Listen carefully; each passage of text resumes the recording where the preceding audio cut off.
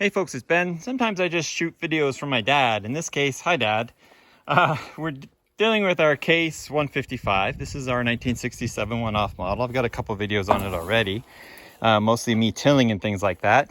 But you probably haven't seen it on the channel for a while. And the reason being is that it blew a hydraulic line and it just blew oil everywhere. So I did the right thing and just dragged it off and parked it in the Quonset for, 2 or some odd years. So now things have changed, and what's happened is I now have this hay rake because we're baling hay and I need to windrow my hay well, and we've been using just the little pull tractors here like that one or even a little Craftsman, but they both have mowing decks, and the issue is we run into large chunks of hay and it gets under the deck, under the tractor. It's a pain. So I needed something that had some clearance enter the Case. So the Case ran when parked technically. Just had that massive oil leak. So what we've done to it to get it back where it was, and I didn't film any of this because it's new, we pulled the nose off of it and exposed the oil cooler. And if you look right down here, there's a rubber hose right there, and there's one on the other side. I presume that because the whole front end was oily, that's where it leaked. Could be the cooler. The cooler could have a hole in it, but I think it was those hoses. I couldn't find a hole. I'm pretty sure something failed up front here. So we changed the hoses, washed everything down, put it all back together again. Had to do a little modifications because the hose is actually from a 1994 Pontiac Bonneville vacuum hose line. So we'll see how that holds up. That'll be fun. So here we do. We've got the tractor. She's all aired up. Check the oil. It's good. Got new gas with lots of seafoam in it. We're good there. Putting the battery boiler on it now, and we'll use it to boost it. Now, this used to have a tiller, but it had to go. So we just disconnected the points off the hitch, actually off the axle, dropped it, put those points back on, dropped the tiller right here, disconnected the connections. The extra hose is here, and I took the other hose and looped it back around. So even if it does accidentally spew oil out of the valve, even though I've turned everything off, it's not gonna be, going on the ground and stuff. So here's the tiller. The reason why I took it off is the same reason why I'm going to take it off this L-track, is because it's heavy and in the back, and it really teeters the tractor around the rear wheels. But this thing's impossible to push because this tiller, that huge electric motor and tines, and it's all heavy, super duper heavy. So this one will also lose its tiller at some point because we can save the tractor maybe, and maybe save the tiller, but later on in life, not today. So let's go back to the Case. Of course, having blowing the oil out, I had to check the oil reservoir, which was down almost 4 quarts. So it was in the refill range, and we're actually on the lower line of full. As I said, the oil's good, gas is good. The only thing I can't remember is if there's a brake permissive for it to start. I can't remember. Anyway, so we're gonna find out about that. Gearbox is in neutral anyway, because it's easier to push that way.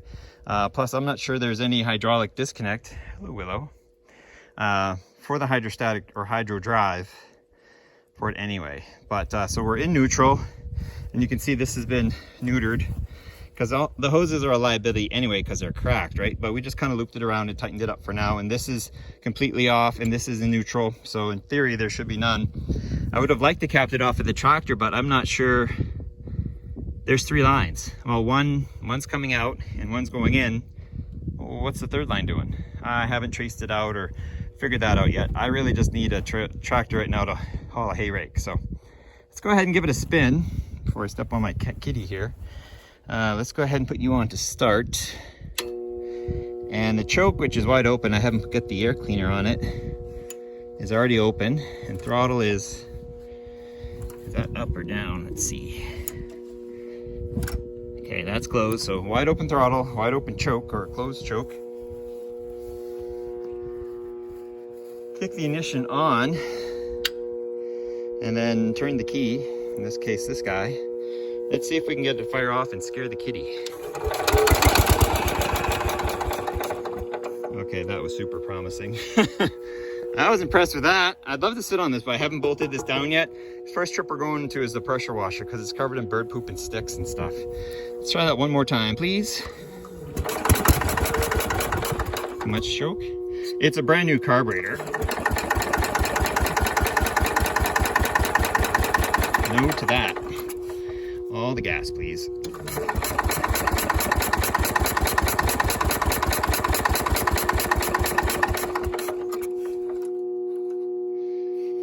I smell bad gas, which means I'm missing a spark. The ignition is on.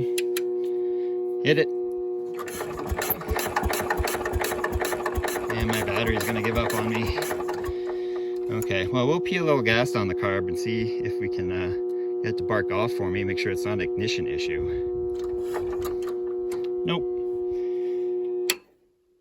All right, we'll spend some time charging and be back later. In one of the most or least exciting videos ever. So here's some 40-1 fuel. We did squirt it down the carb, it did fire off. So we do have spark and it wants to run. But even with the choke full closed and squirting fuel through those little guys, it's not getting any fuel from the tank. So we have a fuel pump on this one. So what we're gonna do is actually separate it right here. I have all new fuel line if I need to change it, but I'm gonna go ahead and pop this line and see if there's any gas in it and see if we can crank it and see if we can get gas to come out of it. Maybe we have an issue with the bowl, which, you know, would be legit. Okay, we've given it kind of the Mako carb rebuild. So we dropped the bowl, nothing there except it did have some really bad varnish on the bottom of the bowl, which means that the carb is probably full, which is why I bought the thing, because the old one was full of varnish. Bought a new one from China for 20 bucks and now it's full of varnish. So we pulled off all our nozzles, cleaned out the holes and ports, cleaned up all sorts of things there. So we gave it the old once around. We are pumping fuel up to, and it is flowing fuel just fine, gravity feed even. So let's go ahead and kick the ignition on and full throttle, all choke, kick the old start to start-a-rini. See if we can fire off on our own. I did give it a squirt of Go Juice down there, so she should fire right off.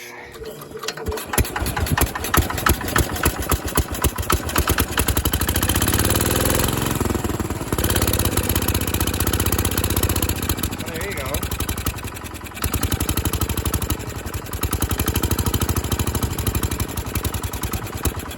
Throttle up. It's almost there. No. There we go. Down is gas, right?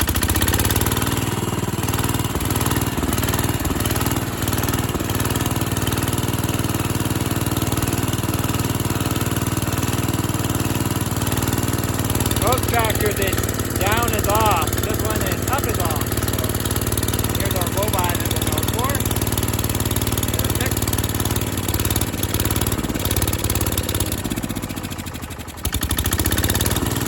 Need to run a lot of fuel through it to make it happy.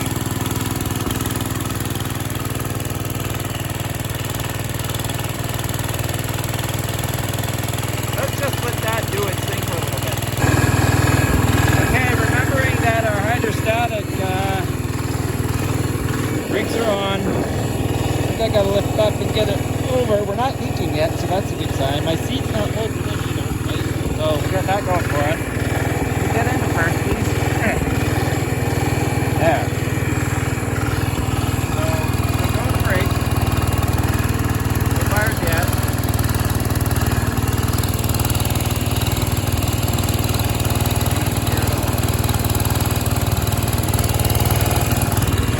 Burning up anything. So you learn something every day. My three-way valve here probably allowed me to have my tractor creep by using this control, because I had it set to 0, but it's actually controlling the speed of the tractor. So if I go low, it doesn't do anything, and if I go like 3, it goes slower.